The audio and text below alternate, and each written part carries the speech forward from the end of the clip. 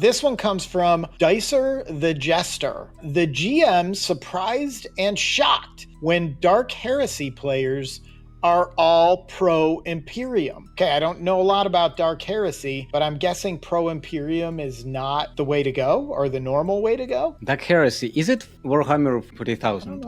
I don't know. Maybe. Yeah, it is. Look it up. It is? Yeah. So, yeah, in Warhammer 40K, the players assume the role of acolytes of the Inquisition. So I'm assuming the pro-Imperium would be the bad guys. So like they're wanting to run a bad guy campaign? Like Siths in Star Wars.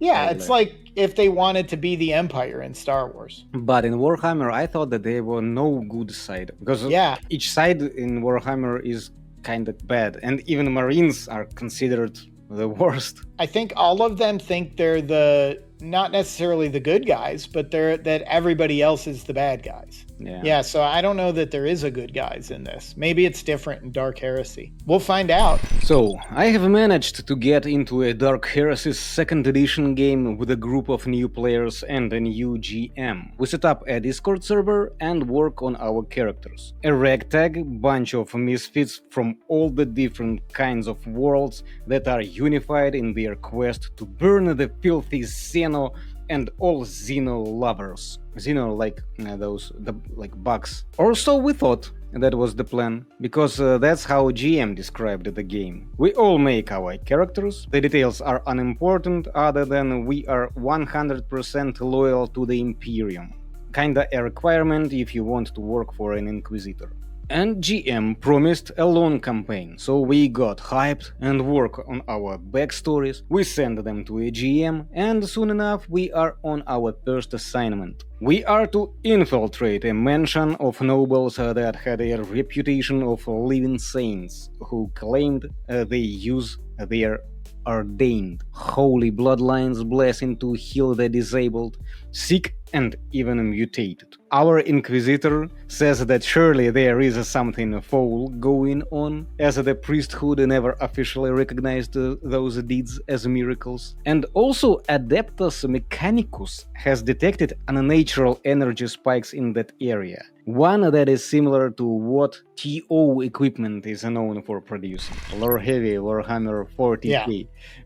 By the way, I looked up Xeno, and Xeno is the Imperial term for any aliens other than the human race. Yeah, so from the human perspective, any race that's alien is called a Xeno. So they are like gaijins for Japanese people. It sounds like they're just kind of racist against all other extraterrestrial races. I told you, there are no good party in Warhammer. Yeah, there's just varying degrees of bad.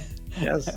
Anyway, you are going to play for an evil side, for BBEG. And as far as I know about Warhammer, they die frequently. It is not like an epic story that can be said like in D&D.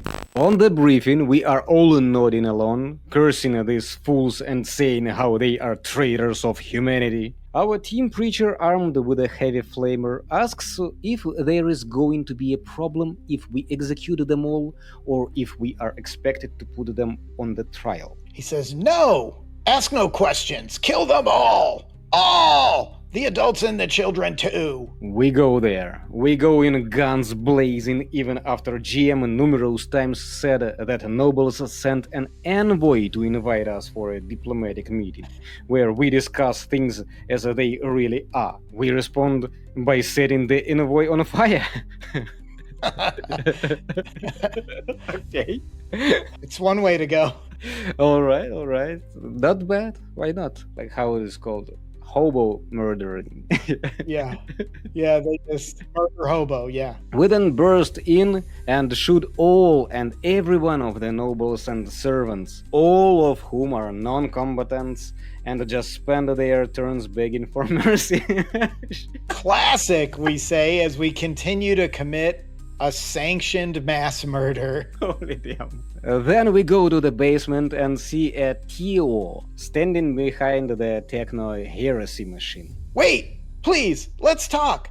The Imperium is lying to you! We didn't wait. One rocket launcher later, TO is a splatter of gore. We also destroyed the cursed Techno Heresy. Then we set the mansion on fire. As we exited the burning mansion, we are met by a crowd of sick and slightly mutated peasants that protest and call us monsters, saying we doomed them all. We tell them we are the will of Emperor. The crowd goes on to say how much Imperium sucks. They are all right. And we, as players, agree the Imperium sucks. But our characters did not. We answer with flame and bullets and chain blades.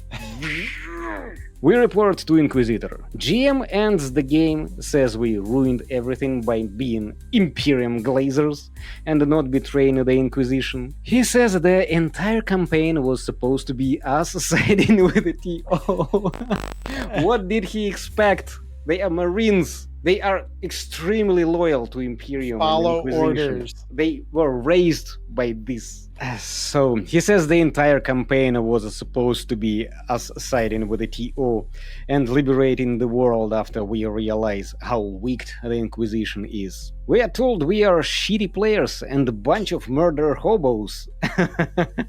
Yeah, okay, they could play without killing everyone, including nobles and peasants and everybody, literally. This doesn't leave a lot of place for a campaign, I'd say. But I don't know. What would you do if your players would kill, for example, Bal Masquerade, and they storm in and kill everybody non-combatant? I think I would turn it on them.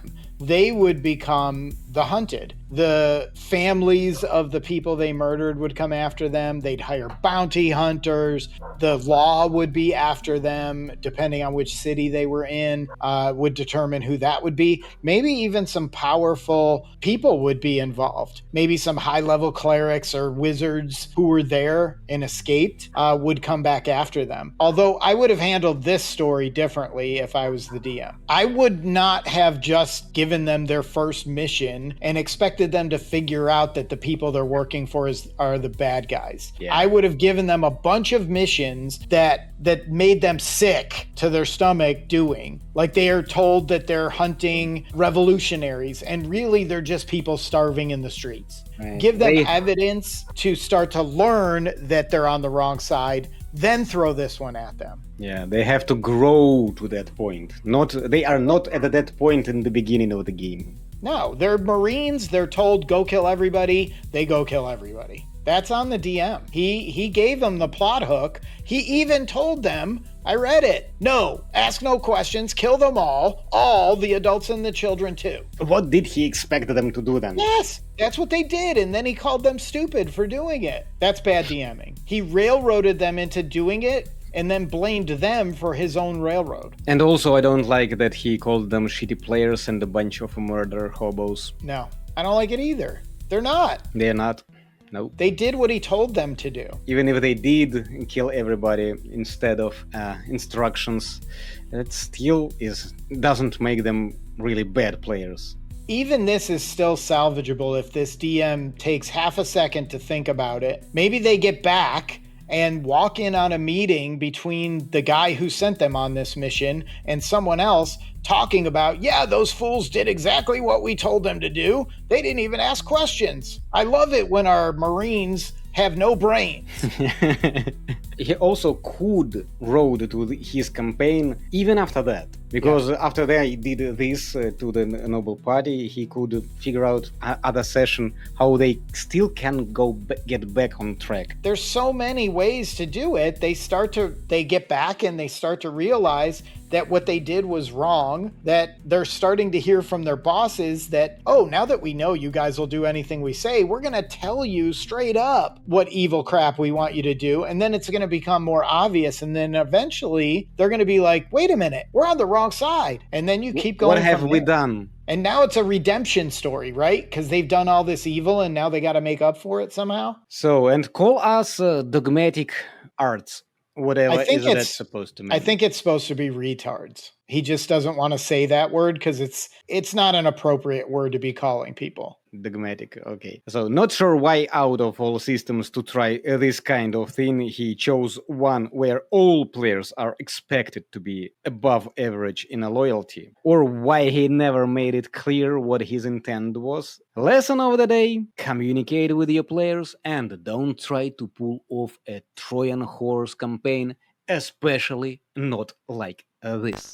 I'm not sure I agree 100% about him making it clear what his intent was. That should come out in the story. I don't think the DM should be giving you plot points so that you play your characters right. That's not a thing. True. That's railroading. Yeah, communicate with players. You don't. It is meta, okay?